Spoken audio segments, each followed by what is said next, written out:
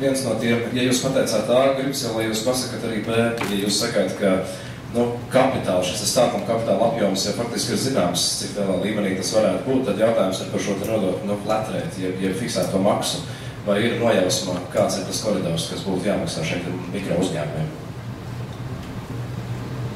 Šobrīd konkrēti skaitļus es jums nepateikšu, jo šobrīd ir vēl stadijā diskusija par to, kādām profesijām piemērot fiksēto, jo mēs nevaram salīdzināt amatniekus, kas strādā ar savām rokām ar advokātiem, kam ir milzīgi ieņēmumi. Un arī plānots ir, ka šī fiksētā summa būs diferencēta arī ņemot vērā apgrozījumu un arī šo te, protams, arodu veidu. Jo mums jābūt sociāli taisnīgiem, nosakot samērīgi šīs te fiksētos nodokļus. Tas koridors kāds ir? To es jums nepateikšu. Jā, labi, papildināt, jauki.